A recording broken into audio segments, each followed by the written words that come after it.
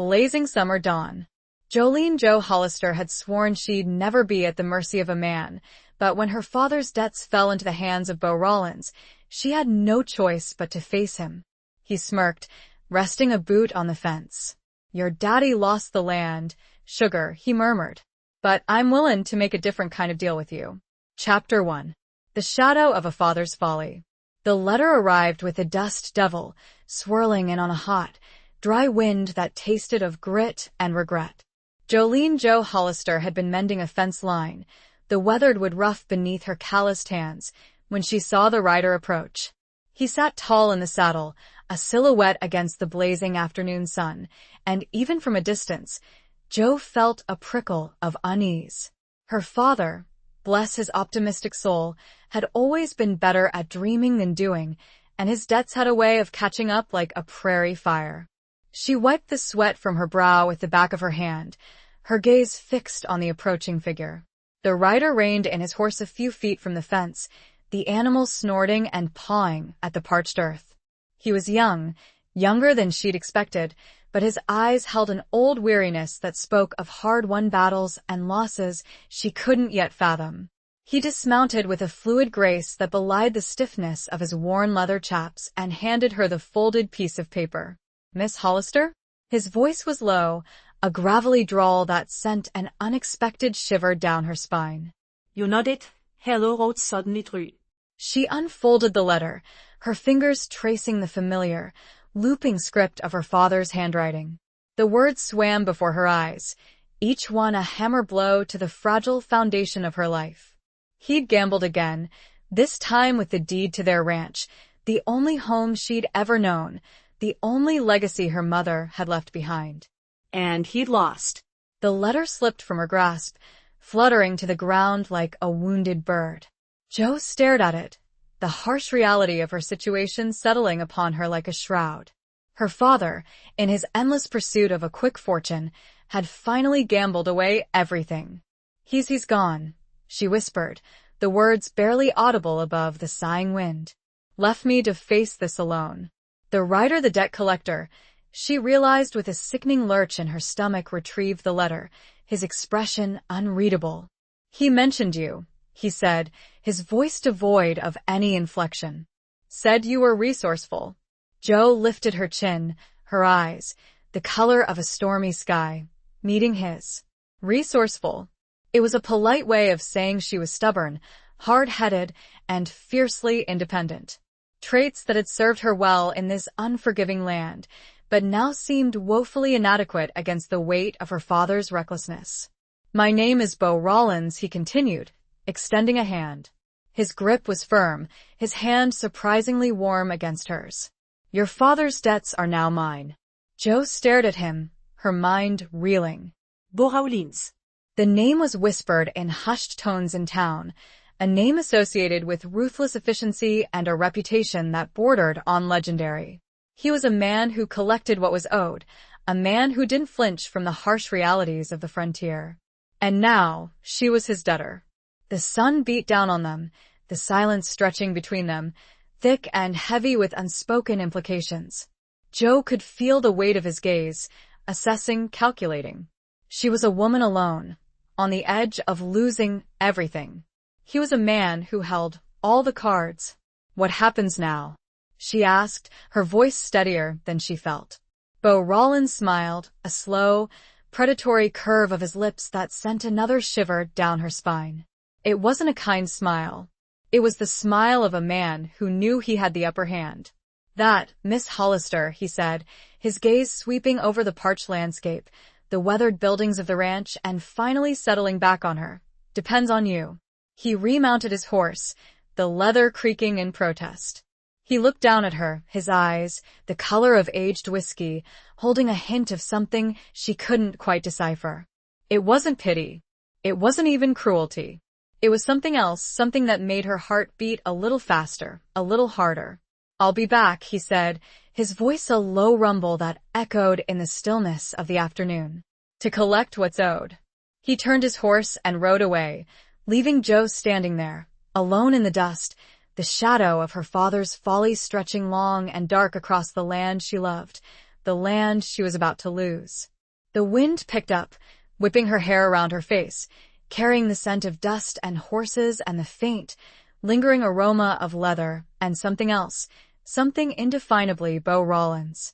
She closed her eyes. The image of him burned into her mind. He was a threat, a danger, and yet, there was something in his gaze that had stirred something deep within her, something she hadn't felt in a long, long time. A flicker of defiance, perhaps, or something more. Chapter 2. Beau Rollins' proposition. The days that followed were a blur of anxious activity. Jo worked from sunrise to sunset, trying to keep the ranch running, trying to ignore the gnawing fear that threatened to consume her. She mended fences, tended to the livestock, and tried to make sense of her father's chaotic accounts, finding more debts than she'd ever imagined. Each creak of the windmill, each rustle of the wind through the dry grass, was a reminder of Beau Rollins' impending return. She found herself scanning the horizon, her heart leaping into her throat every time she saw a rider approach. But it was always a neighbor, a curious onlooker, or a traveling salesman, their faces etched with pity or thinly veiled greed. They all knew. News traveled fast in this sparsely populated corner of the world, and the story of her father's downfall had spread like wildfire.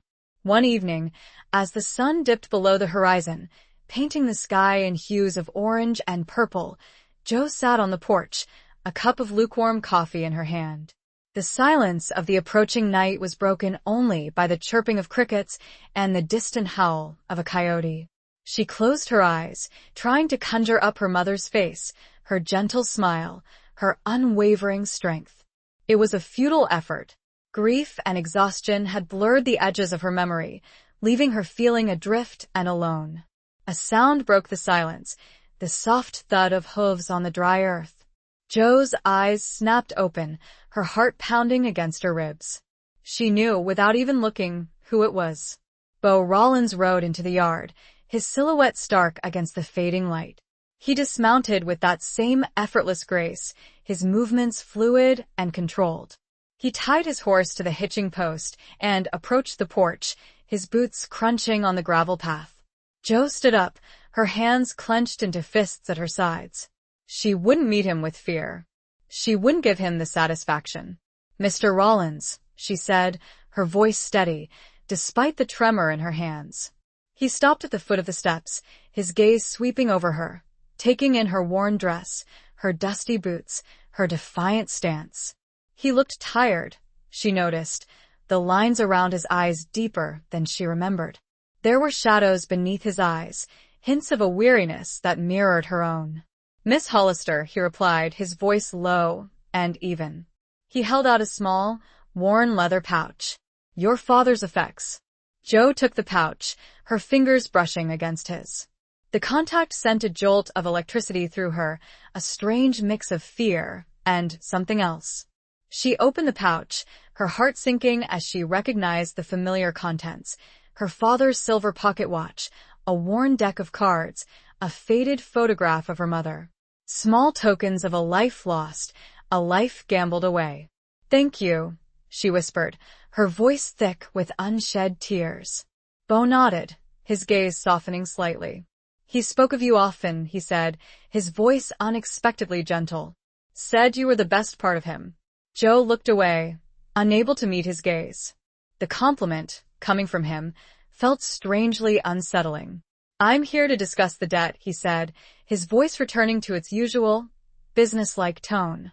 "The ranch, it's worth a considerable sum." But he paused, his gaze sweeping over the dilapidated buildings, the overgrown fields. "It needs work." Jo knew what he was implying. The ranch was run down, neglected. It would take a significant investment of time and money to restore it to its former glory. And she didn't have either. "I have no money," she said bluntly, her pride stinging. "And I have no way of getting any." Beau nodded, as if he'd expected her answer. "I'm aware of that," he said. He reached into his pocket and pulled out a folded piece of paper. "I've drawn up a proposition." Jo stared at the paper, her heart sinking.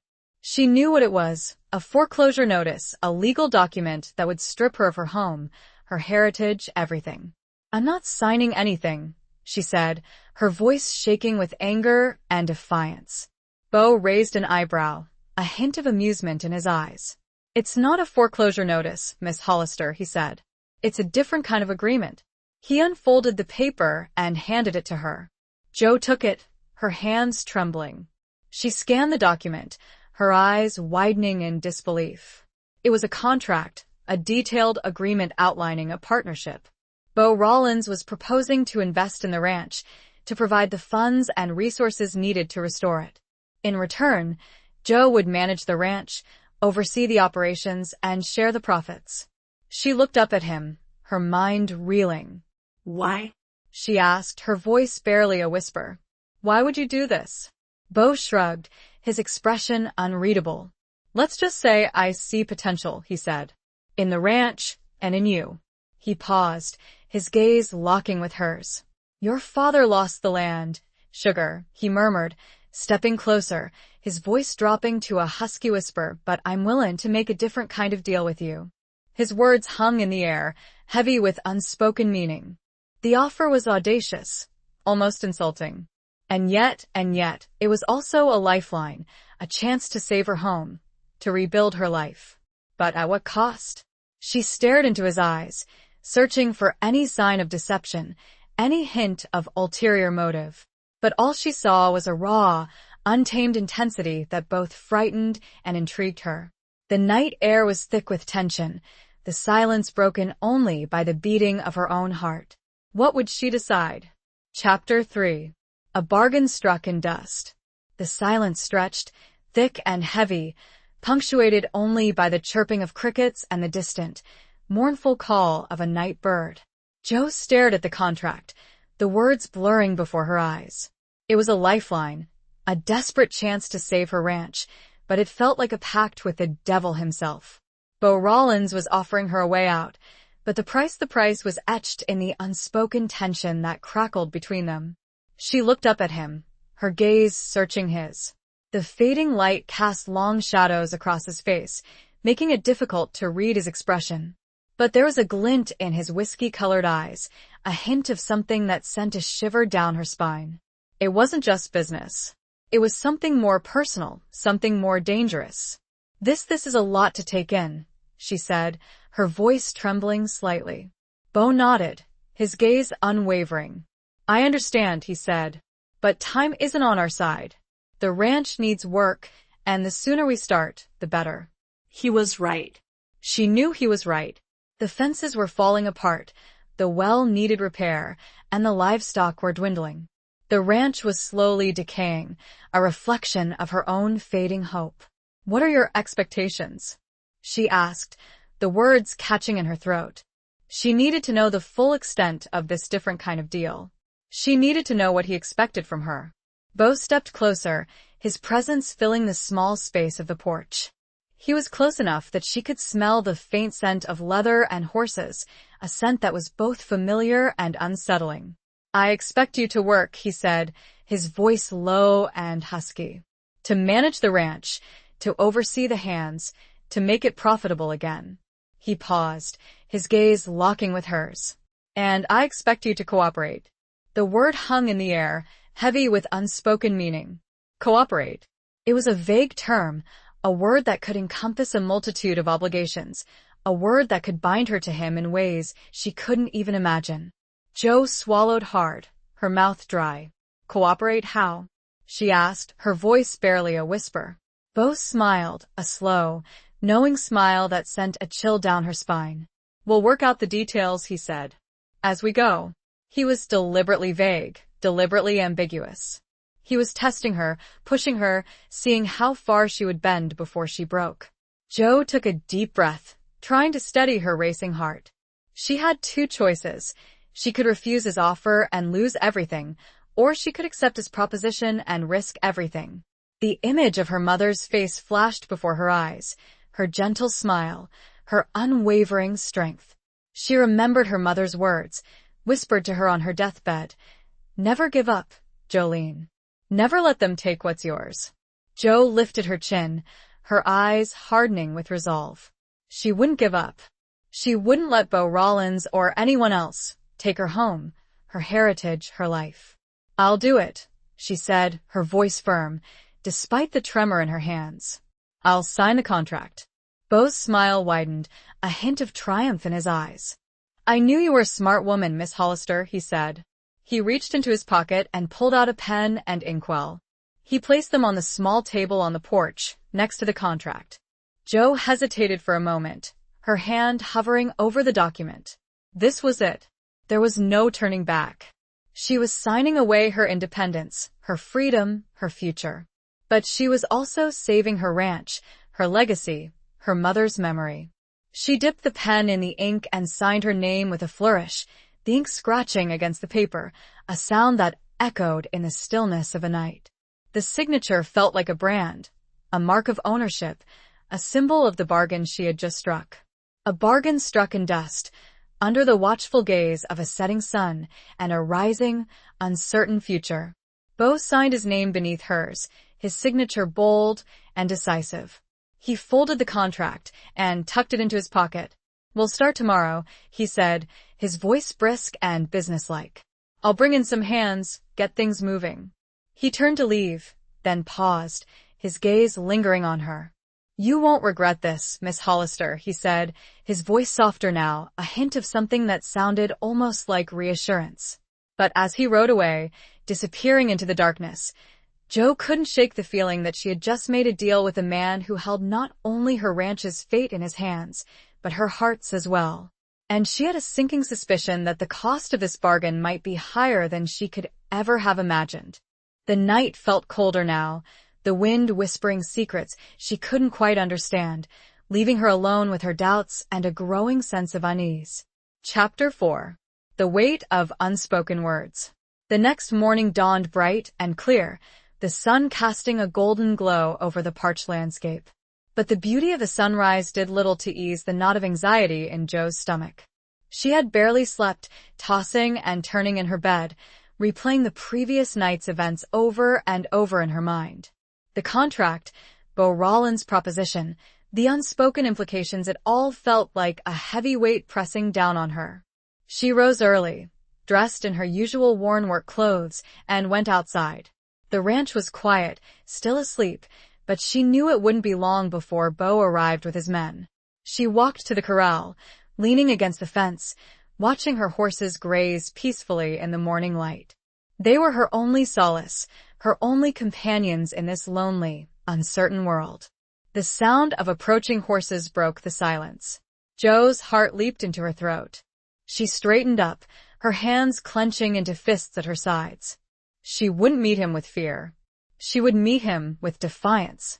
Beau rode into the yard, followed by a group of 5 men. They were a rough-looking bunch, their faces weathered and hardened by the sun and wind. They looked like men who knew how to work, men who weren't afraid of a hard day's labor.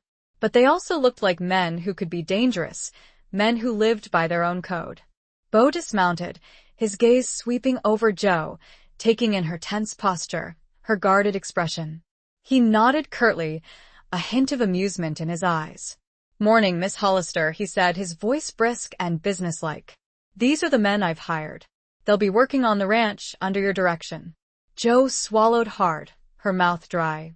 She had never managed a group of men before, especially not men like these.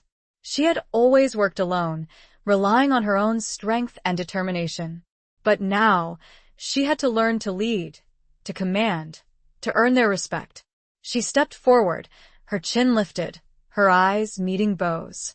"I expect hard work and honesty," she said, her voice surprisingly steady. "And I expect you to follow my instructions." The men looked at her, their expressions unreadable.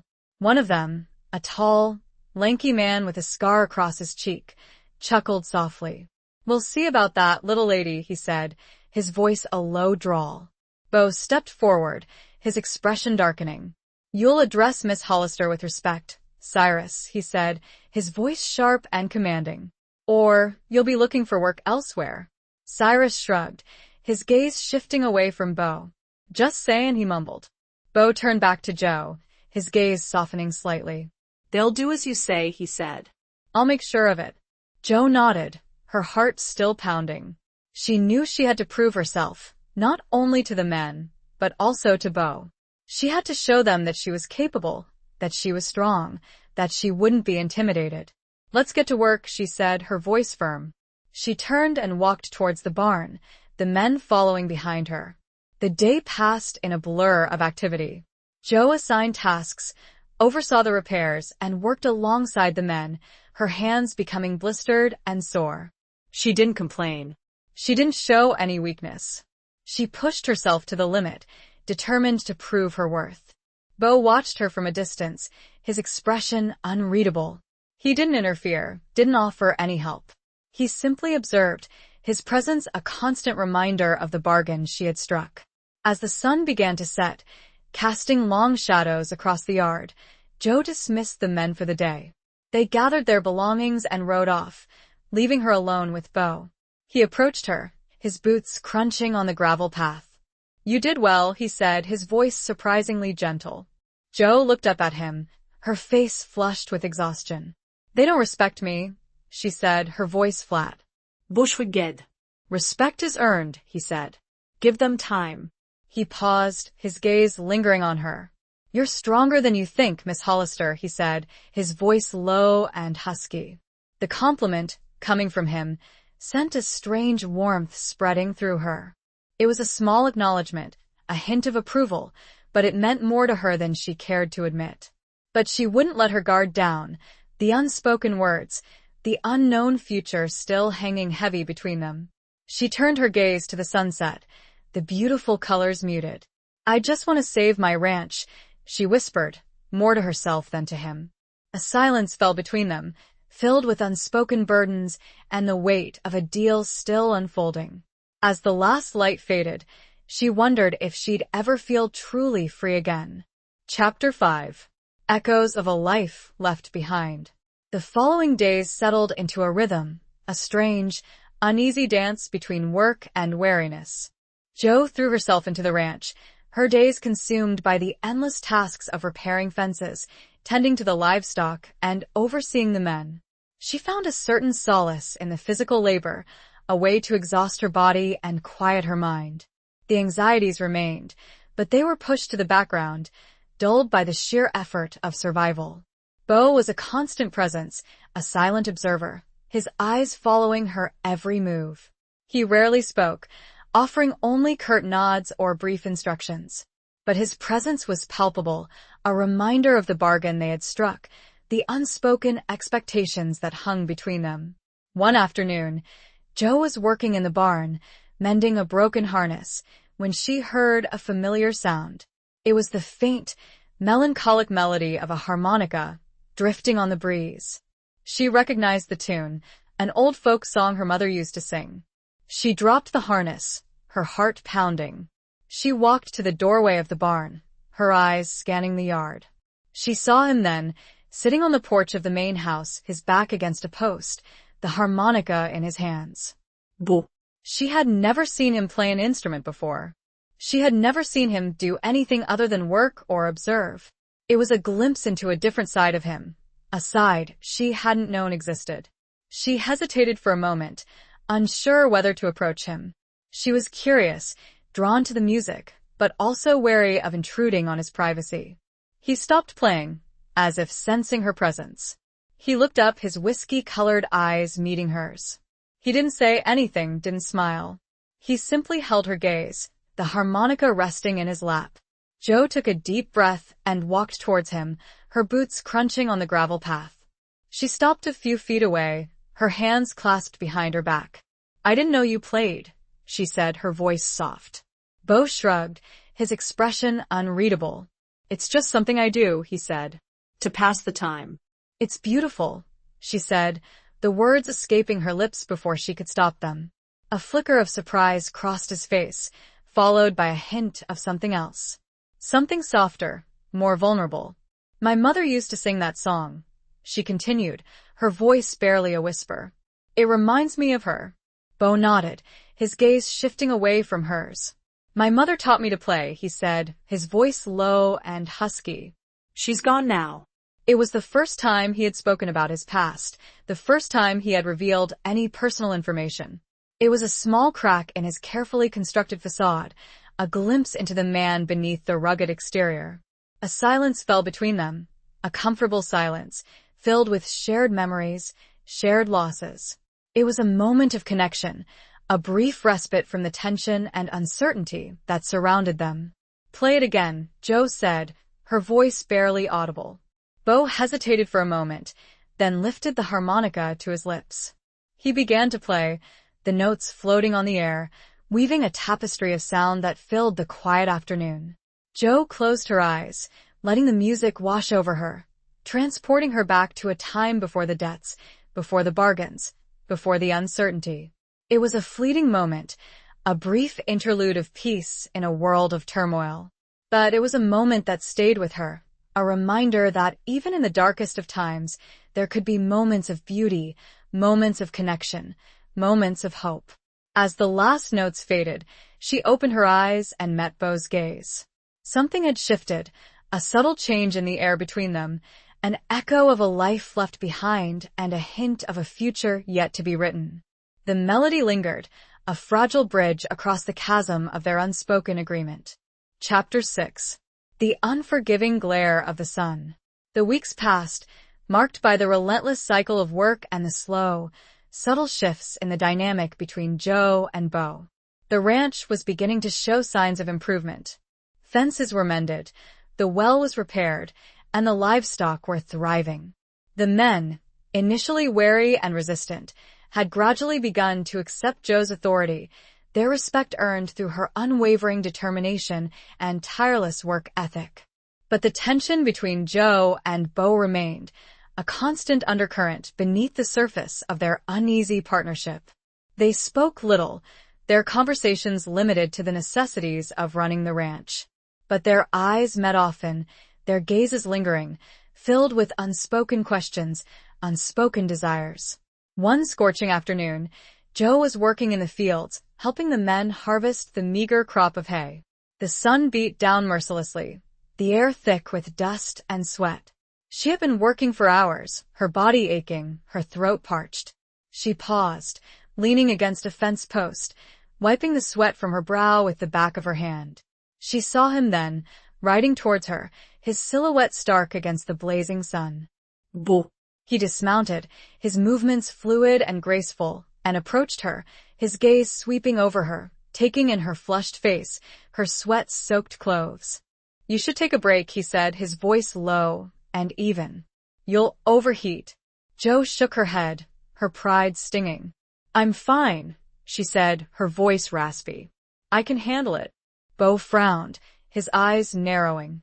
"Don't be stubborn, Jo," he said, his voice sharper now. "It's too hot." She glared at him, her anger flaring. She didn't need his concern. She didn't need his pity. She had been working under the unforgiving glare of the sun her entire life. "I said I'm fine," she repeated, her voice louder now. Bo stepped closer, his presence overwhelming. He reached out and touched her arm, his fingers brushing against her skin. The contact sent a jolt of electricity through her, a strange mix of fear and something else. "You're burning up," he said, his voice husky. He pulled a canteen from his saddlebag and handed it to her. "Drink," he commanded. Jo hesitated for a moment, her pride warring with her thirst. She took the canteen, her fingers brushing against his. She lifted it to her lips and drank deeply, the cool water soothing her parched throat. Bo watched her, his gaze intense. He didn't say anything, didn't move. He simply stood there, his presence a constant reminder of the power he held over her. She finished drinking and handed the canteen back to him. "Thank you," she whispered, her voice barely audible. He nodded, his gaze softening slightly. "You need to rest," he said. "Go back to the house." Jo shook her head. "I can't," she said. "There's too much work to do." Bo sighed, his expression a mixture of frustration and something else. Something that looked almost like concern. "I'll help," he said. "We'll finish it together." He removed his hat and tossed it onto the ground. He rolled up his sleeves, revealing his tanned, muscular forearms. He picked up a pitchfork and began to work alongside her, his movements strong and efficient. They worked in silence, The only sounds the rhythmic swish of the hay, the chirping of crickets, and the occasional grunt of effort. The sun beat down on them, the air thick with dust and sweat. But there was a strange sort of camaraderie between them, a shared purpose, a shared struggle.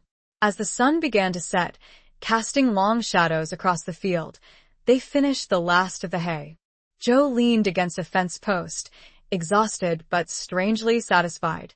Bo approached her, his face flushed with exertion, his shirt soaked with sweat. He looked at her, his gaze lingering on her face. "Better?" he asked, his voice soft. Joe nodded, her heart beating a little faster. "Better," she whispered.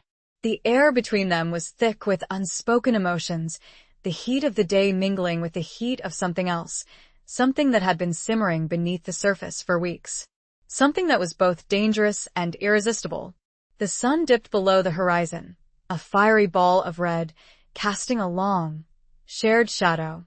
It was a moment of vulnerability, the unforgiving glare of the day replaced by the soft, uncertain light of dusk, and a question hung unspoken in the air. Chapter 7. Beneath a Sky of Secrets. The evening air was cool and still, a welcome respite from the scorching heat of the day. The sky was a vast, inky canvas, sprinkled with a million stars. Joe and Bo sat on the porch of the main house, a comfortable silence settling between them. They had shared a simple meal of beans and cornbread, their conversation sparse, but surprisingly easy. Joe leaned back against a post, her gaze fixed on the stars. She had always loved the night sky, the vastness of it, the mystery. It made her feel small and insignificant, but also connected to something larger than herself. "It's beautiful," she whispered, her voice barely audible. Bo nodded, his gaze following hers. "It is," he said. "Makes you think, doesn't it?" Joe looked at him, surprised by his words. She had never thought of him as a man who contemplated the mysteries of the universe. She had always seen him as a man of action, a man of practicality. "What do you think about?" she asked, her voice curious. Bo shrugged, his expression unreadable. "Everything," he said. "Nothing." He paused, his gaze shifting back to the stars. Life, death, what it all means. It was a glimpse into a deeper side of him, a side he rarely revealed. It was a reminder that beneath the rugged exterior, beneath the carefully constructed facade, there was a man with thoughts, feelings, and secrets. "My father used to talk about the stars," Joe said, her voice soft. "He said they were the souls of our ancestors, watching over us." Bo looked at her, his eyes filled with a strange mix of sadness and longing. "My mother believed that too," he said, his voice husky. "She said they were a reminder that we're never truly alone." The shared belief, the shared loss, created a bond between them, a silent understanding that transcended their differences, their circumstances. Joe reached into her pocket and pulled out the silver pocket watch her father had left her. It was her only tangible connection to him, the only reminder of the life she had lost. She opened the watch, her fingers tracing the engraved initials on the back. JH. This was his, she said, her voice thick with emotion. He always carried it with him. Bo looked at the watch, his gaze lingering on the engraved initials. "It's a fine piece," he said. "He was a good man," Joe said, her voice defensive.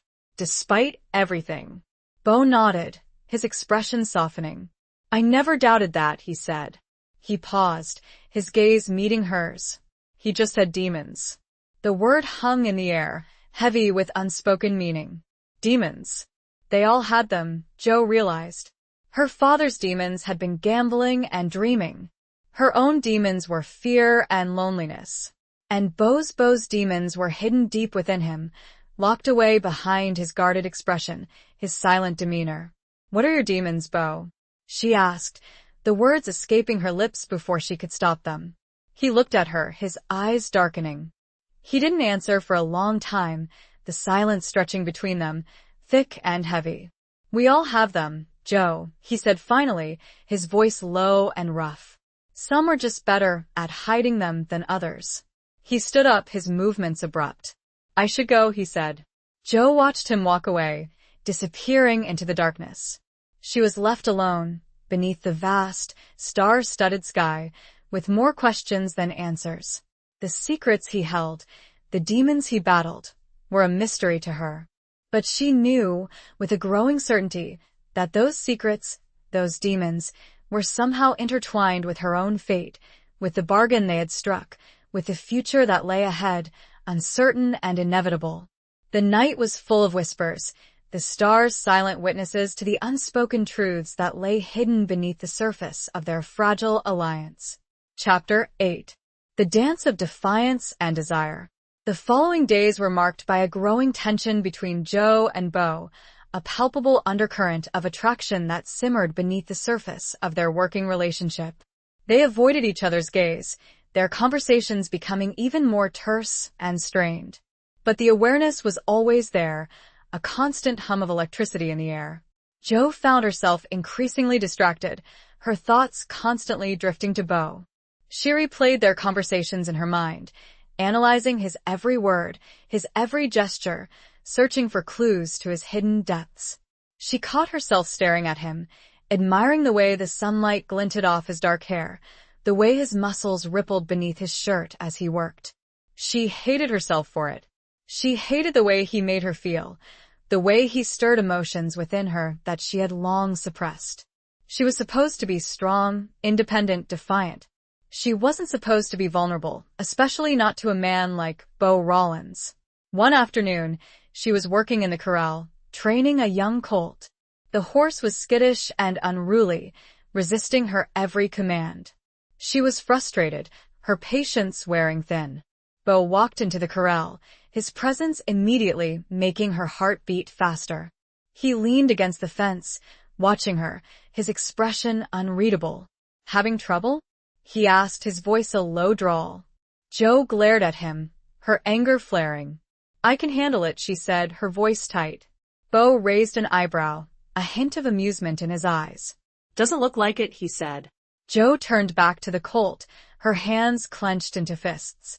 She tried to calm the horse, speaking to it in soothing tones, but the animal continued to resist. Beau stepped forward, his movements fluid and graceful. He approached the colt, his hand outstretched, his voice low and calming.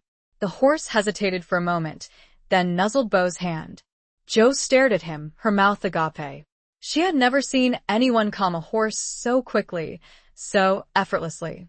It was as if he had some sort of magical connection with the animals. How did you do that?" she asked, her voice barely a whisper. Beau shrugged, his gaze meeting hers. "You just have to understand them," he said. "You have to earn their trust." He turned back to the colt, stroking its neck, speaking to it in a low, soothing voice. The horse stood quietly, its ears pricked, its eyes fixed on Beau. Joe watched them, her heart aching with a strange mix of admiration and jealousy. She wished she had that kind of connection with the animals, that kind of power. Beau turned back to her, his gaze intense. "It's the same with people, Joe," he said, his voice husky. "You have to earn their trust." The words hung in the air, heavy with unspoken meaning. He wasn't just talking about the horse. He was talking about her. Joe swallowed hard, her mouth dry. She knew he was right. She had been resisting him, fighting him, every step of the way. She had been afraid to trust him, afraid to let him see her vulnerability. But she was also drawn to him, attracted to his strength, his confidence, his mystery. It was a dangerous dance, a dance of defiance and desire, a dance that could lead to either salvation or destruction. I don't know how," she whispered, her voice trembling. Beau stepped closer, his presence overwhelming. He reached out and touched her cheek, his fingers brushing against her skin. The contact sent a jolt of electricity through her. This whole dance was an intricate push and pull. "You learn," he said, his voice low and rough. "By letting go." He turned and walked away, leaving her standing there, alone in the corral, with the colt nuzzling her hand, and her heart pounding with a mixture of fear and longing. His words echoed in her mind, a challenge and a promise, a step forward in their complicated, unspoken waltz. The question was, would she be brave enough to take the next step? Chapter 9. Scars of the Past, Whispers of the Future. The next few days were a study in contrasts. The ranch work continued, the men now accustomed to Joe's leadership, the physical improvements to the property becoming more and more evident. Yet the personal space between Joe and Bo was charged with a new, fragile awareness. They circled each other, their interactions brief but intense, their unspoken desires hanging heavy in the air. One evening, after a long day of repairing a section of the fence line that had been damaged by a sudden, violent storm, Joe found herself alone with Bo near the creek that ran through the property. The water flowed gently, reflecting the fading light of the setting sun. Bo was sitting on a rock, his back against a large cottonwood tree, his hat pulled low over his eyes. He seemed lost in thought, his expression distant and troubled. Joe hesitated for a moment, then approached him, her boots crunching softly on the dry leaves. She sat down on a nearby rock, a respectful distance away. "Are you all right?" she asked, her voice soft. Bo didn't answer for a long time, the silence stretching between them. He finally looked up, his whiskey-colored eyes meeting hers. They were filled with a sadness she hadn't seen before, a vulnerability that made her heart ache. "I was just thinking," he said, his voice low and rough, "about the past." Joe nodded, her own thoughts drifting back to her own past, her own losses. She understood the weight of memory, the burden of regret. "It's hard to let go," she said, her voice barely a whisper. Bo sighed, his gaze shifting to the flowing water. "Sometimes," he said, "it feels like the past is all I have." He reached up and touched a scar that ran along his jawline, a thin, white line against his tanned skin. It was a scar Joe had noticed before, but she had never asked about it. "How did you get that?" she asked, her voice hesitant. Bo hesitated for a moment, then traced the scar with his fingertip. "A fight," he said. "A long time ago." He didn't elaborate, didn't offer any further explanation. But Joe sensed that there was a story behind the scar, a story filled with pain and violence. "We all have scars, Bo," she said, her voice gentle. "Some are just more visible than others." He looked at her, his eyes searching hers. He saw understanding, empathy, and something else. Something that made his heart beat a little faster. "Yours run deep, Joe," he said, his voice husky. "I can see it in your eyes." She looked away, unable to meet his gaze. He was right. Her scars were deep, hidden beneath her tough exterior, her carefully constructed facade. He reached out and gently touched her hand, his fingers brushing against hers. The contact sent a shiver down her spine, a warmth that spread through her body. "We don't have to be alone in our pain, Joe," he said, his voice barely a whisper. The words hung in the air, a fragile bridge between their two wounded souls. It was an offer of comfort, an offer of connection, an offer of something she had yearned, a whisper of a future they could perhaps build together, a future free of the past that he was opening up about. Joe looked at him, her heart aching with a mixture of longing and fear. Could she trust him? Could she let him see her vulnerability? Could she let him into her carefully guarded world? The past echoed around them, but so did the whisper of a different future, a future where scars might heal and hope might bloom. The question was, would she be brave enough to reach for it? Chapter 10. A glimmer of trust in the twilight. The twilight deepened, casting long shadows across the creek bank. The air was cool and still, filled with the sounds of crickets and the gentle murmur of the water. Joe and Bo remained sitting there, their hands close but not quite touching, the unspoken connection between them growing stronger with each passing moment. Joe looked at him, her gaze searching his. The sadness she had seen in his eyes earlier was still there, but it was tempered by something else, a glimmer of hope, perhaps. Or maybe it was just a reflection of her own longing. "Tell me about it," she said, her voice soft. "About the fight." Bo hesitated for a moment, his gaze shifting away from hers. He seemed to be wrestling with something internal, a battle between his desire to confide in her and his instinct to protect himself. "It was a stupid mistake," he said finally, his voice low and rough. "A youthful indiscretion." He paused, his gaze fixed on the flowing water. "I was young, reckless, full of anger. I got into a fight with a man over a woman." He looked up at her, his eyes filled with self-reproach. It was a foolish fight, a pointless fight, but it changed my life. He touched the scar on his jawline again, his fingers tracing the thin, white line. He almost killed me, he said. I was lucky to survive. Jo reached out and gently touched his hand, her fingers covering his.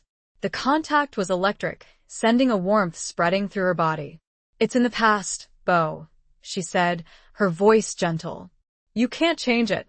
He looked at her, his eyes searching hers. But it haunts me, Jo, he said, his voice husky. It reminds me of who I was, of the mistakes I made. We all make mistakes, Bo, she said. It's what we do after that matters. He nodded, his gaze softening. You're right, he said. But it's hard to forget. Maybe, Jo said, we can help each other forget. The words hung in the air, a fragile promise, a tentative step towards a deeper connection. It was an acknowledgement of their shared pain, their shared vulnerabilities, their shared longing for something more. Bo looked at her, his eyes filled with a mixture of gratitude and desire. He gently squeezed her hand, his fingers intertwining with hers. Thank you, Jo, he said, his voice barely a whisper. For listening. Jo smiled, a genuine smile that reached her eyes. It was the first time she had smiled like that in a long time, a smile that felt real. We're in this together, Bo, she said. Remember? He nodded, his gaze locking with hers. The twilight had deepened, enveloping them in a soft, intimate darkness. The stars were beginning to appear, twinkling in the vast expanse of the night sky. He leaned closer, his face just inches from hers. She could feel his breath on her skin, smell the faint scent of leather and horses. Her heart was pounding, her senses heightened. Jo, he whispered, his voice husky. He didn't say anything else, didn't need to. The unspoken question hung in the air, the unspoken desire. It was a moment of vulnerability, a moment of trust, a moment of possibility. The glimmer of trust shone brightly in the twilight, a fragile beacon in the darkness of their pasts, illuminating the path towards a future they might, just might, be able to build together. The night held its breath, waiting. Chapter 11. The Price of Freedom, the Cost of Love. The kiss was tentative at first, a gentle brushing of lips, a hesitant exploration. Then, it deepened, becoming more passionate, more urgent, a release of pent-up emotions, a culmination of weeks of unspoken desire. Jo closed her eyes, surrendering to the moment, letting go of her fears, her doubts, her inhibitions. Bo's arms wrapped around her, pulling her closer, his embrace both protective and possessive. She could feel the strength of his body, the warmth of his skin, the steady beat of his heart. She felt safe, cherished, and desired. The kiss lasted for an eternity, or maybe just a few fleeting moments. When they finally broke apart, they were both breathless, their hearts pounding, their senses reeling. They stared at each other, their eyes filled with a mixture of wonder and uncertainty. Bo, Jo whispered, her voice trembling. He didn't say anything, didn't need to. He simply held her gaze, his eyes speaking volumes. He gently touched her cheek, his fingers tracing the curve of her jawline. He began, then hesitated, his voice rough. I didn't plan this. Jo nodded, her heart aching with a strange mix of joy and fear. She hadn't planned it either. It had just happened. A natural progression of their growing connection, their shared vulnerabilities, their undeniable attraction. What happens now? She asked, her voice barely a whisper. Bo sighed, his expression troubled. I don't know, he said. I wish I did. He was being honest, brutally honest. He didn't offer any false promises, any empty reassurances. He was a man of action, not words, and his actions, his kiss, had spoken louder than any words ever could. But the reality of their situation remained, a stark reminder of the bargain they had struck, the debt that still hung between them. She was still his debtor, her ranch still under his control.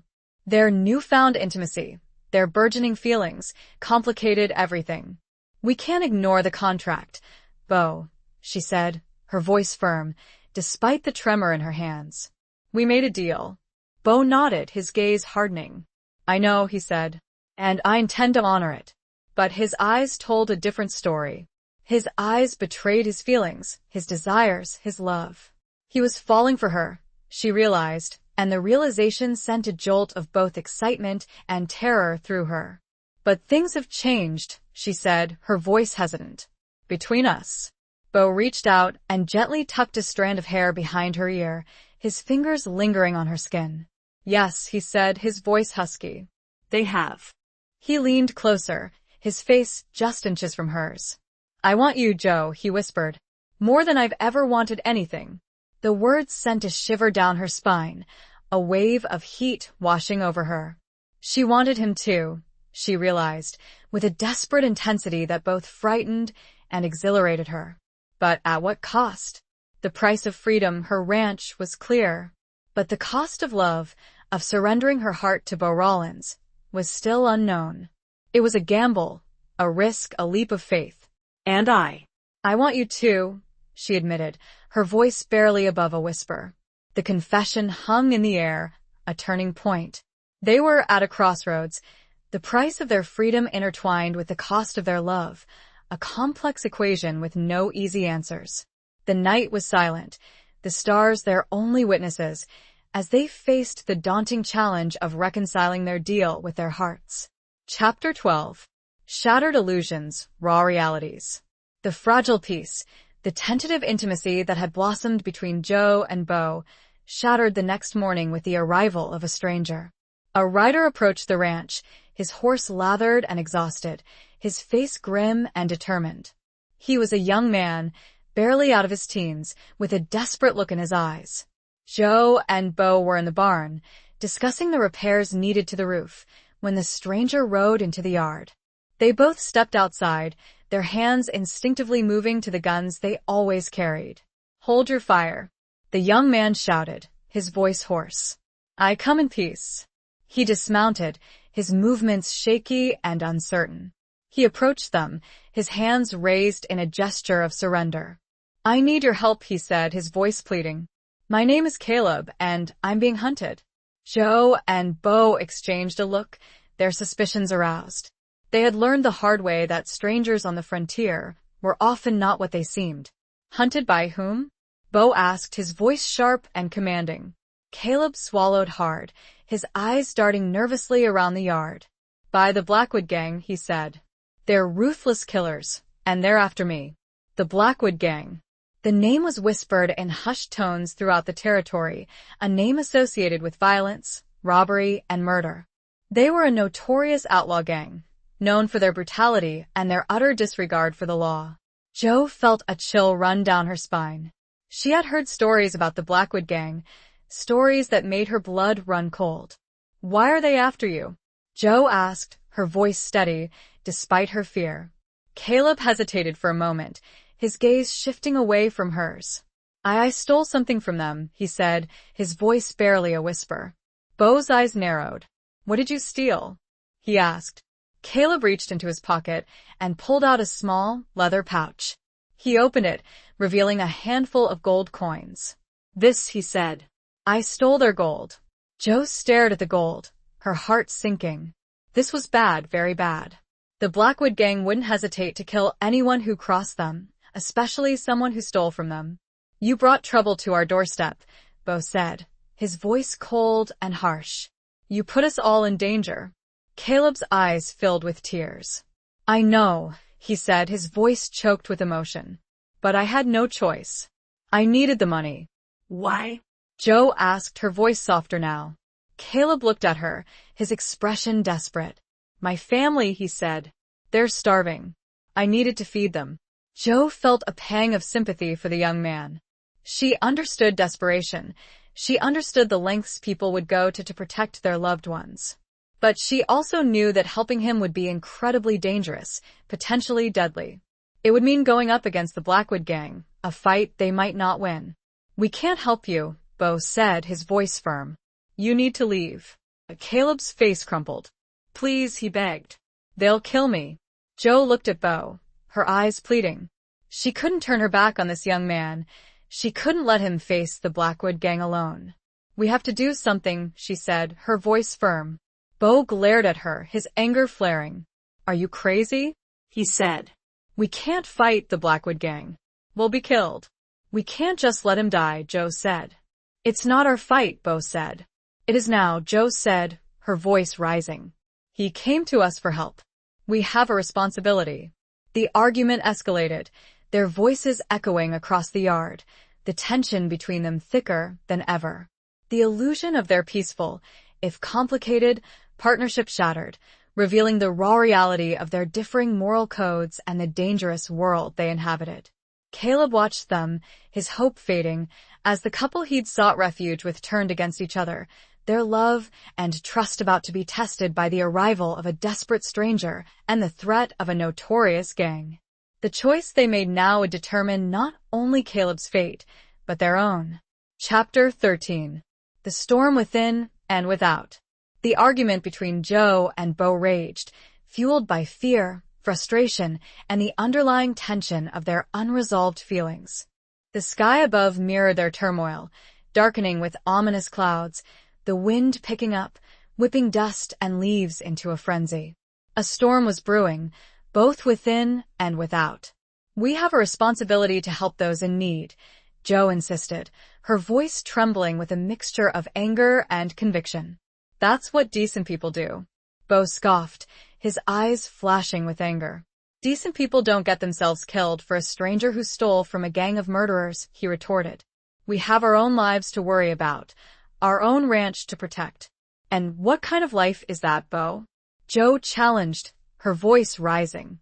"A life lived in fear, hiding from the world, caring only for ourselves? It's a life that's ours," Bo shot back. "A life we've built, a life we're fighting for." Caleb watched them, his face pale, his hope dwindling with each harsh word exchanged. He was caught in the crossfire of their conflict, a pawn in a larger game he didn't understand. Jo turned to Caleb, her gaze softening. "Don't worry," she said, her voice firm. "We won't let them hurt you." Bo slammed his fist against the barn wall, the sound echoing like a gunshot. "Don't make promises you can't keep, Jo," he said, his voice low and dangerous. "You're putting us all at risk. And you're willing to sacrifice a young man's life for your own safety?" Jo challenged, her eyes blazing. "It's not about safety, Jo," Bo said, his voice strained. "It's about reality. We can't save everyone. But we can try," Jo insisted. "We have to try." The first fat raindrops began to fall, splattering against the dry earth, turning the dust into mud. The wind howled, whipping Jo's hair around her face, stinging her eyes. Bo looked at her, his expression a mixture of anger, frustration, and something else. Something that looked almost like admiration. He knew she was right. He knew she was being true to her nature, to her sense of justice. But he was also afraid of losing her, afraid of losing everything they had worked for. He took a deep breath, trying to calm his racing heart. "All right," he said, his voice resigned. "We'll help him." Jo's face lit up, her eyes shining with relief and gratitude. "Thank you, Bo," she whispered. Bo turned to Caleb, his expression grim. "But you listen to me, and you listen good," he said, his voice sharp and commanding. "You do exactly as I say, or you're on your own." Caleb nodded eagerly, his eyes filled with hope. "I will," he said. "I promise." Bo turned back to Jo, his gaze intense. "We need a plan," he said. "The Blackwood gang won't give up easily." The storm raged around them, the rain pouring down, the thunder rumbling in the distance. But within the barn, a fragile alliance was formed, a united front against a common enemy. The storm within, however, the conflict between their hearts and their heads, their love and their fears, continued to brew, a tempest just as powerful as the one raging outside. The decision was made, but the consequences were yet to unfold. Chapter 14. Where loyalty and betrayal collide. The plan was simple, yet fraught with danger. Bo, Jo, and Caleb would ride out under the cover of the storm, hoping to evade the Blackwood gang and seek refuge in the nearby town of Redemption, where they could appeal to the sheriff for help. It was a long shot, but it was their only chance. As they prepared to leave, saddling their horses in the dimly lit barn, The atmosphere was thick with tension. The rain poured down, drumming against the roof, the wind howling like a banshee. Every creak of the wood, every rustle of the hay, sounded like an approaching enemy. Bo checked his rifle, his movements precise and efficient. He was a man of action, comfortable in the face of danger, his focus narrowed to the task at hand. Jo, however, was struggling to control her fear. She had never faced anything like this before, never been confronted with such imminent threat. She trusted Bo's skills, his experience, but she couldn't shake the feeling that they were walking into a trap. Caleb, too, was visibly nervous, his hands trembling as he adjusted his saddle. He was a young man, out of his depth, caught in a situation he couldn't control. "Ready?" Bo asked, his voice low and steady. Jo nodded, her heart pounding against her ribs. She mounted her horse, her hands gripping the reins tightly. They rode out of the barn, into the raging storm, the rain lashing against their faces, the wind buffeting them from all sides. Visibility was almost zero, the darkness broken only by the occasional flash of lightning. They rode in silence, their senses on high alert, listening for any sign of pursuit. The storm was both a blessing and a curse, concealing their movements, but also making the journey treacherous. After what seemed like an eternity, they reached the outskirts of Redemption.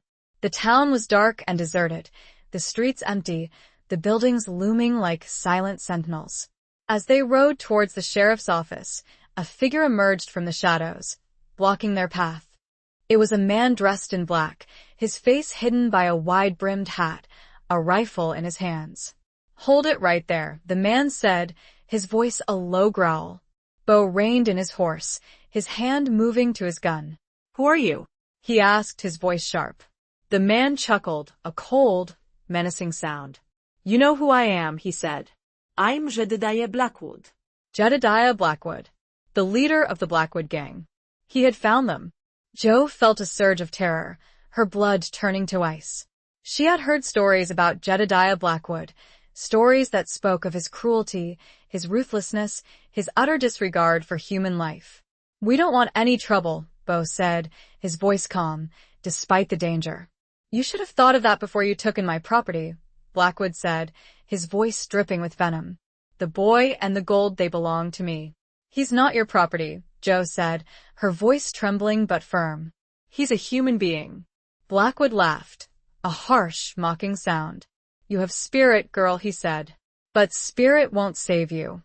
He raised his rifle, aiming it at Caleb. "Give him to me, and I might let the rest of you live," he said. Bo tensed, his hand hovering over his gun. He knew he was outgunned, outnumbered. But he wouldn't back down, wouldn't surrender Caleb to this monster. He had made a promise to protect him that went against his own plan. Suddenly, a shot rang out, the sound echoing through the empty streets. Blackwood staggered, his rifle falling from his hands. He looked down at his chest, his eyes widening in disbelief. He had been shot, but not by Bo. The shot had come from behind them, from the shadows of a nearby building. Another figure emerged, holding a smoking pistol. It was Sheriff Thompson, the town's lawman, a man known for his honesty and his unwavering commitment to justice. But there was someone with the sheriff, someone that made Jo's blood run cold, and a knot twist her gut. It was one of the men who worked the ranch, Cyrus, the one who had been most resistant to Jo's authority. He stood there with an odd smirk, looking from Jo to Bo. "Looks like you've got some explaining to do, Rollins," the sheriff said, his voice cold and accusing.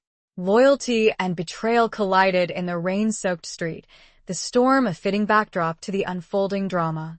The truth was about to be revealed, and Jo knew, with a sinking feeling, that their lives would never be the same.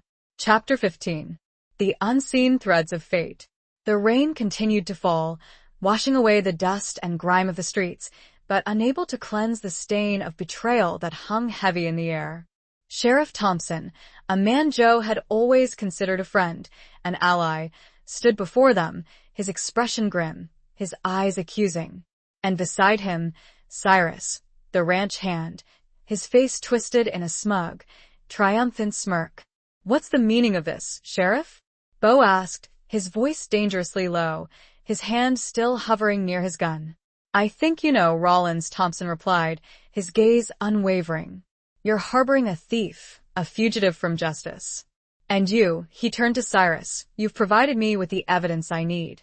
Cyrus stepped forward, holding up the small, leather pouch that Caleb had stolen from the Blackwood gang. The gold coins glinted in the flickering lamplight. I saw him take it, Cyrus said, his voice loud and clear. I saw him hide it. And I heard him planning to run with this woman. He pointed a finger at Joe.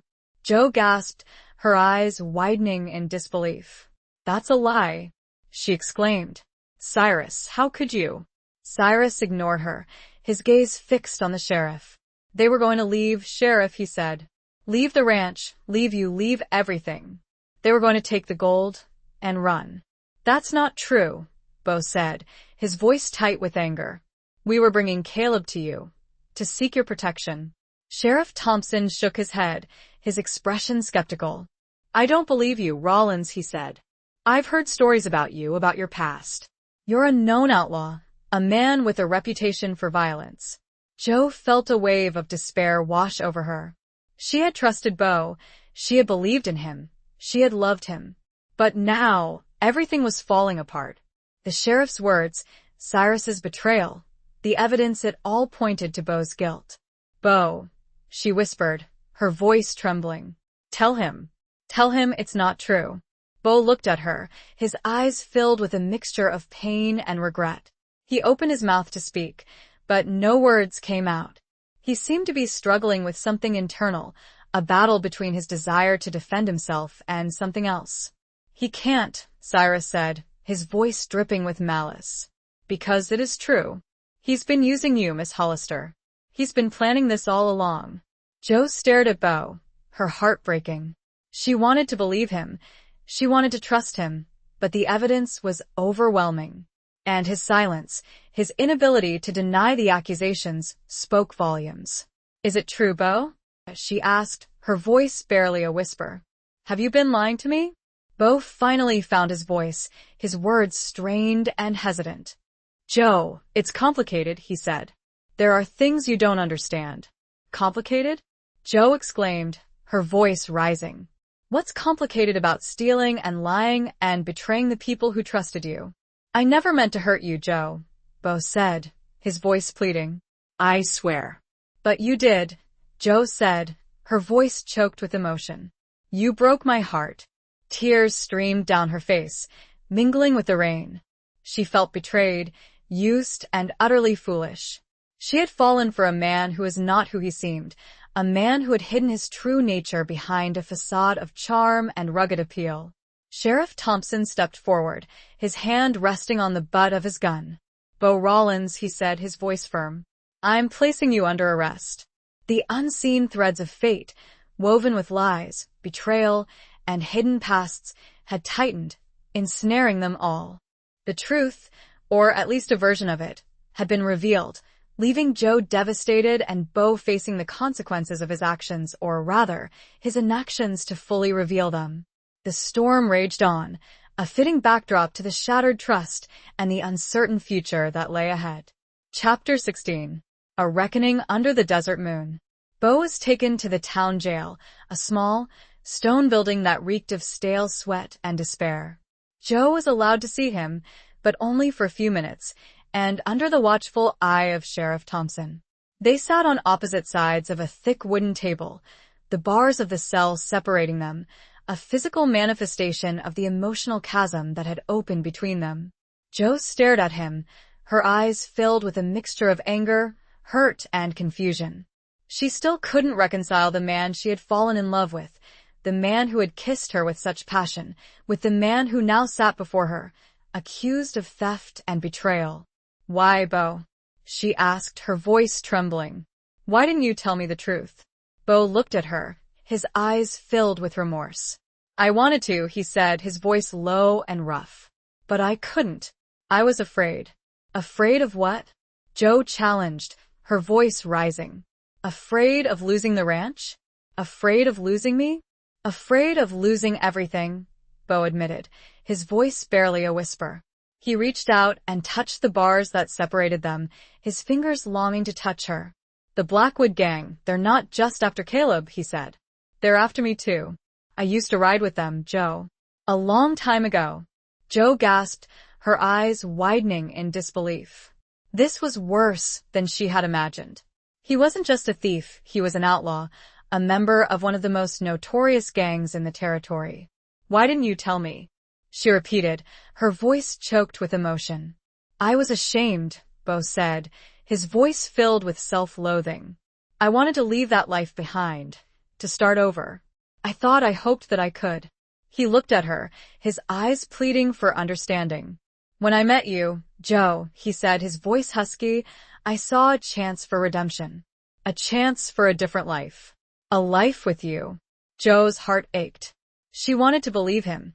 She wanted to forgive him, but the betrayal was too deep, the wounds too fresh. But you lied to me, Bo, she said, her voice trembling. You used me. I never meant to hurt you, Joe, he said. I swear. I fell in love with you. That was never part of the plan. The words hung in the air, a fragile confession, a desperate plea. But were they true? Could she trust anything he said? What about Cyrus? Joe asked, her voice sharp. Was he part of your plan too? Bo shook his head. No, he said. Cyrus, he's just a greedy, opportunistic fool. He saw a chance to get his hands on the ranch, and he took it. But he knew about your past, Joe said. He knew about the Blackwood gang. Bono dead. He overheard me talking to Caleb, he said. He must have put two and two together. A sudden thought struck Joe, a chilling realization. The sheriff, she said. He seemed to know about you too. He said he'd heard stories. Boes expression d'Arkened. Thompson, he's not what he seems, Joe, he said. He's corrupt. He's in league with the Blackwood gang. Joe stared at him, her mind reeling. This was a conspiracy, a web of deceit and betrayal that went far deeper than she had ever imagined. The sheriff, the man she had trusted to uphold the law, was actually working with the outlaws. We have to get out of here, Bo said, his voice urgent. We have to expose them. How? Joe asked, her voice filled with despair.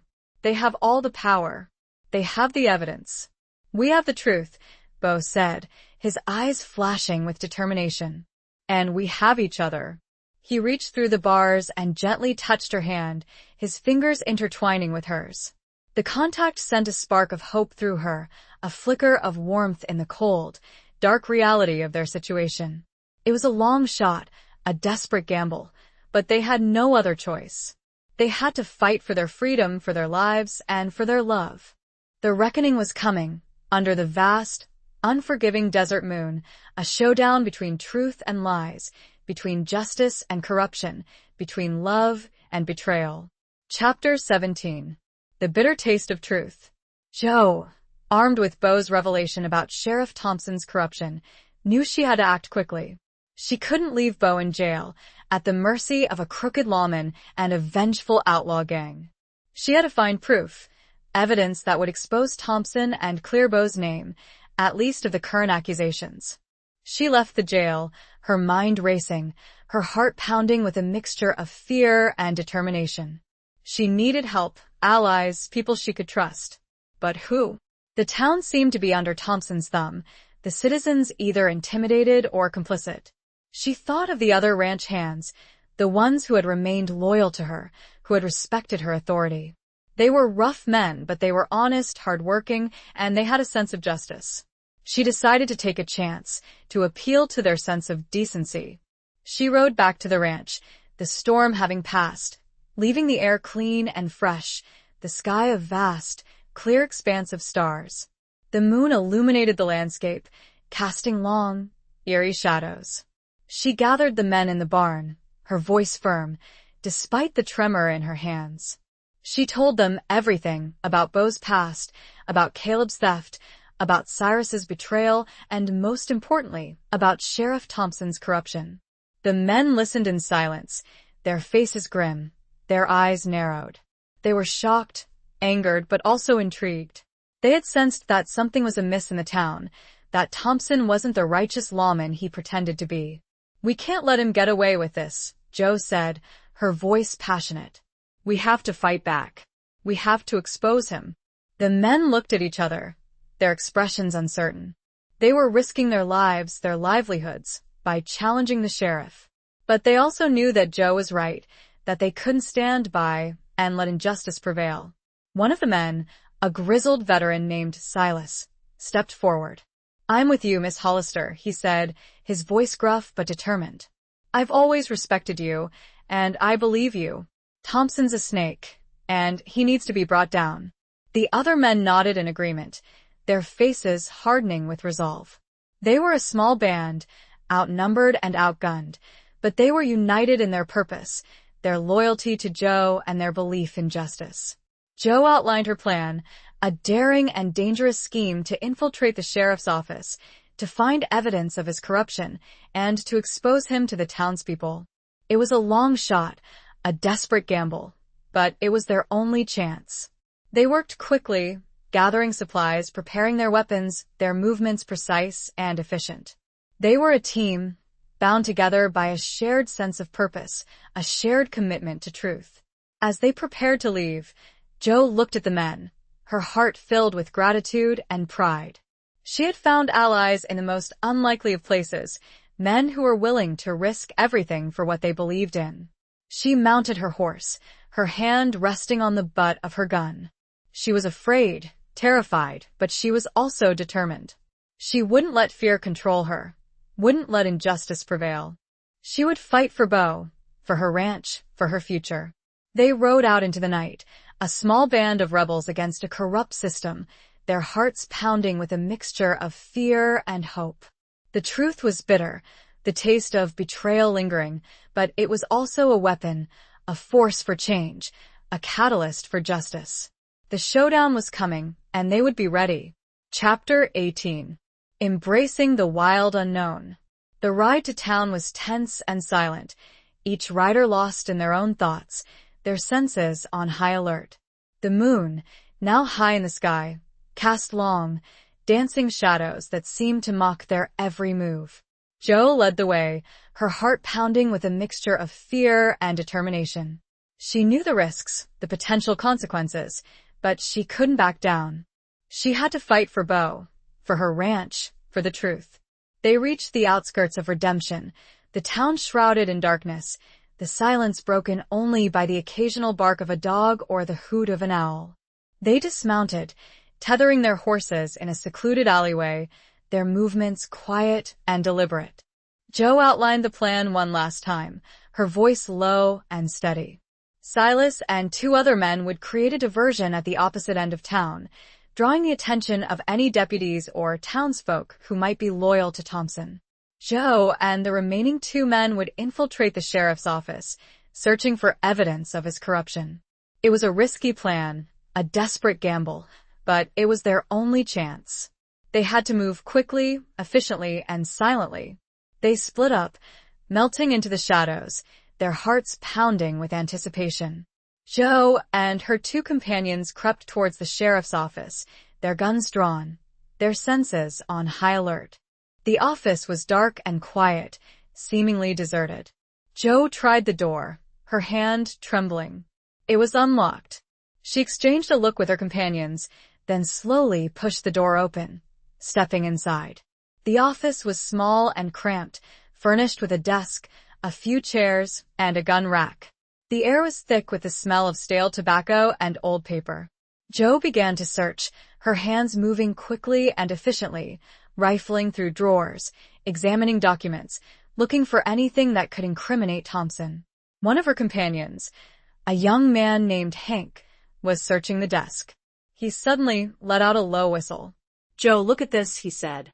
He held up a ledger, its pages filled with names, dates, and amounts of money. Jo scanned the entries, her eyes widening in disbelief. It was a record of payments, bribes from various individuals and businesses, including the Blackwood Gang. And at the bottom of each page, there was a signature, Sheriff John Thompson. This was it. The proof they needed. The evidence that would expose Thompson's corruption and clear Bo's name, at least of these particular charges. But just as they were about to leave, they heard a noise outside, the sound of approaching footsteps. They froze, their hearts pounding. Someone was coming. Jo quickly hid the ledger under her shirt, her hand resting on the butt of her gun. She exchanged a look with her companions, their faces grim. The door burst open, and Sheriff Thompson stood there, his eyes blazing with anger, a gun in his hand. He was flanked by Cyrus and 2 other deputies, all armed and ready. Well, Thompson said, his voice dripping with sarcasm. Look what we have here. The little lady and her band of misfits. Jo stood tall, her chin lifted, her eyes meeting Thompson's. We know the truth, Sheriff, she said, her voice firm. We have proof of your corruption. Thompson laughed, a harsh, mocking sound. You have nothing, he said. And even if you did, who would believe you? A bunch of outlaws and a desperate woman? The people will believe us, Jo said. When they see the evidence. You'll never get the chance, Thompson said. He raised his gun, aiming it at Jo. But before he could pull the trigger, a shot rang out, the sound echoing through the small office. Thompson staggered, his gun falling from his hand. He looked down at his chest, his eyes widening in disbelief. He had been shot, but not by Jo or her companions. The shot had come from the doorway, from behind Thompson and his deputies. Standing there, silhouetted against the moonlight, was Bo. He held a smoking pistol in his hand, his expression grim, his eyes filled with a mixture of relief and fury. He had escaped from jail, somehow, and he had come to rescue them. The wild unknown, the unpredictable nature of their situation had once again shifted, turning the tables on their enemies. But the danger was far from over. The confrontation had just begun. Chapter 19. The Path to Redemption's Embrace. The sheriff's office erupted in chaos. Cyrus and the 2 deputies, stunned by Bo's sudden appearance and Thompson's injury, hesitated for a moment, their weapons still raised but their aim uncertain. Bo took advantage of their confusion, firing 2 more shots in quick succession, disarming both deputies. Cyrus, however, was quicker to react. He lunged at Bo, tackling him to the ground, the 2 men grappling for control of Bo's gun. Jo and her companions joined the fray, battling the disoriented deputies, the small office becoming a whirlwind of fists, boots, and shouts. Jo fought with a ferocity she didn't know she possessed, fueled by adrenaline and a desperate desire to protect Bo and her friends. She landed a solid punch on one of the deputies, sending him reeling, then turned her attention to the struggle between Bo and Cyrus. Cyrus was a strong, wiry man, and he had the advantage of surprise. He managed to wrest the gun from Bo's grasp, pointing it at his head. It's over, Rollins, Cyrus snarled, his face twisted with hatred. But before he could pull the trigger, Jo intervened. She grabbed a heavy iron poker from the fireplace, swinging it with all her might, striking Cyrus on the back of the head. He collapsed to the ground, unconscious. Bo scrambled to his feet, his chest heaving, his eyes filled with gratitude. He looked at Jo, his gaze intense. You saved my life, he said, his voice hoarse. Jo nodded, her own heart pounding, her body trembling with the aftermath of the fight. We save each other, she said, her voice firm. The 2 deputies, seeing their leader down and their accomplice unconscious, surrendered, dropping their weapons to the floor. The fight was over. Bo retrieved his gun, his expression grim. He looked at Thompson, who was still lying on the floor, clutching his wounded shoulder, his face contorted in pain. It's over, Thompson, Bo said, his voice cold and hard. Your corruption ends here.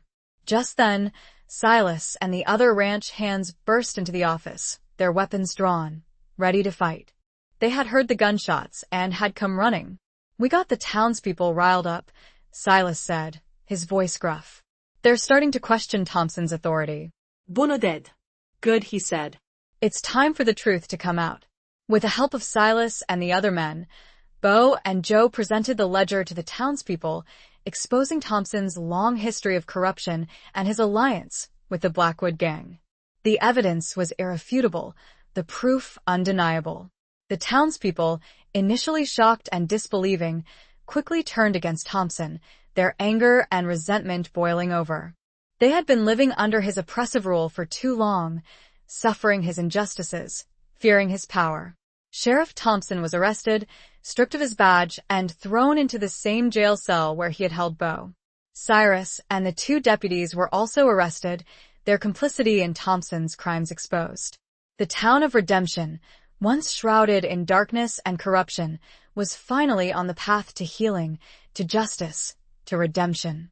And Joe and Bo, their bond forged in the crucible of danger and betrayal, stood together, ready to face the future, their love a beacon of hope in a world that had tried to tear them apart. The path ahead was uncertain, but they would walk it together, embracing the wild unknown with courage and conviction. Chapter 20. The final confrontation of hearts and horizons. With Thompson and his cronies behind bars, a sense of relief, fragile yet palpable, settled over Redemption. The town, however, was not entirely free from the shadow of the Blackwood gang. Jedediah Blackwood was still out there, wounded but undoubtedly enraged, and likely plotting his revenge. Bo and Joe knew they couldn't simply wait for him to strike. They had to take the initiative, to confront him and end his reign of terror once and for all. They gathered the ranch hands, along with a few brave townsfolk who were willing to fight, forming a small but determined posse. They tracked Blackwood and his remaining gang members to their hideout, a secluded canyon several miles outside of town. The approach was treacherous, the terrain rugged and unforgiving, but they pressed on, their determination fueled by a desire for justice and a need to protect their home, their future. They reached the canyon just as the sun was beginning to set, casting long, dramatic shadows across the rocky landscape. The air was still and silent, the only sound the occasional cry of a hawk circling overhead. Bo, taking the lead, signaled for the posse to spread out, taking cover behind rocks and boulders. He knew they were outnumbered, outgunned, but they had the advantage of surprise and the element of righteous anger on their side. "Blackwood," Bo shouted, his voice echoing through the canyon. "We know you're in there. Come out and face us." A moment of silence followed, then a voice, cold and menacing, answered. "Rollins," Jedediah Blackwood said. "I should have killed you when I had the chance." "It's not too late," Bo retorted. "Come out and fight." Blackwood laughed, a harsh, chilling sound. "You think you can defeat me?" he said. "You're a fool, Rollins. A washed-up outlaw and a woman." "Don't underestimate us, Blackwood," Joe said, her voice firm and clear. "We're not afraid of you." "You should be," Blackwood said. "Because I'm going to make you pay. For everything." With that, the canyon erupted in gunfire. Bullets whizzed through the air, ricocheting off rocks, kicking up dust. The posse returned fire, the sound of gunshots echoing through the canyon, a chaotic symphony of violence. Bo and Joe fought side by side, their movements coordinated, their trust in each other absolute. They were a team, a force to be reckoned with, their love a shield against the fear and danger that surrounded them. The battle raged, intense and brutal. Men fell on both sides, the canyon floor becoming stained with blood.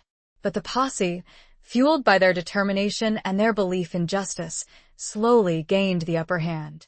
Finally, it came down to a final confrontation between Bo and Blackwood. They faced each other, their guns drawn, their eyes locked in a deadly stare. "This ends here, Blackwood," Bo said, his voice cold and steady. "It ends with your death, Rollins," Blackwood snarled. They fired simultaneously, the shots echoing through the canyon. Both men staggered, their bodies jerking from the impact. Blackwood fell to his knees, his gun slipping from his grasp. He looked down at his chest, his eyes widening in disbelief. He was mortally wounded. Bo, however, remained standing, although he was injured. A bullet had grazed his arm, drawing blood, but he was alive. He looked at Blackwood, his expression devoid of emotion. He felt no satisfaction, no triumph, only a profound sadness for the wasted lives, the senseless violence. With Blackwood dead, the remaining members of his gang surrendered, their will to fight broken. The battle was over. The threat was extinguished. Jo rushed to Bo's side, her face filled with concern. She examined his wound, her hands trembling. "You're hurt," she said, her voice choked with emotion. "It's just a scratch," Bo said, trying to reassure her. But he winced in pain as she touched his arm. She bandaged his wound, her touch gentle and caring. She looked at him, her eyes filled with love and gratitude. "You were amazing," she said, her voice soft. Bo smiled, a weary but genuine smile. "We were amazing," he said. They stood there, amidst the carnage and the silence, their hearts intertwined, their future uncertain, but filled with a newfound hope. The final confrontation, both with the outlaws and with their own internal demons, had been fought and won. The horizon stretched before them, vast and open, promising a new beginning, a life built on trust, love, and the hard-won peace of the wild frontier. They had a future. Together. Epilogue. The years that followed were a testament to resilience, hard work, and the enduring power of love. Bo and Jo rebuilt the ranch, transforming it into a thriving enterprise, a symbol of their shared commitment and their unwavering belief in a better future. The scars of the past, both physical and emotional, remained, but they served as reminders of the battles they had fought, the obstacles they had overcome, the love that had sustained them. Bo never fully shed his outlaw past, the memories and the regrets lingering like a shadow. But he embraced his new life with a fierce determination, channeling his skills and his experience into protecting his home, his family, and his community. He became a respected figure in redemption, a man known for his integrity, his courage, and his unwavering sense of justice. He even served a term as the town sheriff, a twist of fate that brought a wry smile to his face. Jo, too, found her purpose, her strength, and her voice. She was no longer just a rancher's daughter, burdened by debt and facing an uncertain future. She was a leader, a partner, a wife, and eventually a mother. She ran the ranch alongside Bo, her skills and her intuition complementing his, their partnership a testament to their mutual respect and their enduring love. They had 2 children, a boy and a girl, who grew up strong and free, inheriting their parents' spirit and their love for the land. The ranch became a haven, a place of laughter, love, and hard work, a testament to the enduring power of family and the promise of a brighter future. The town of Redemption, too, flourished, shaking off the shackles of corruption and embracing a new era of law and order.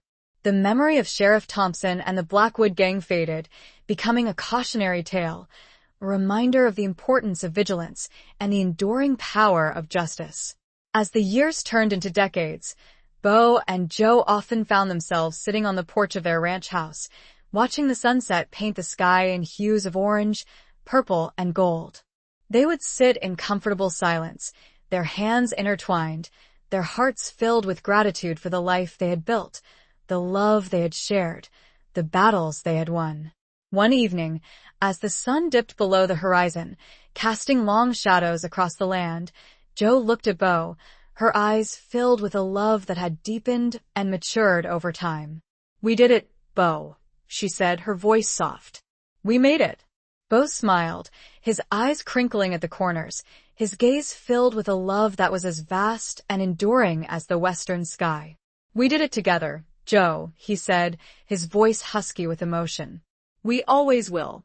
And as the stars began to appear, twinkling in the vast expanse of the night sky, they sat there, 2 souls bound together by fate, by love, and by the enduring spirit of the wild frontier, their story a testament to the power of second chances, the resilience of the human heart, and the enduring promise of a love that could conquer all. They lived and they loved. A future hard-won and treasured. The end.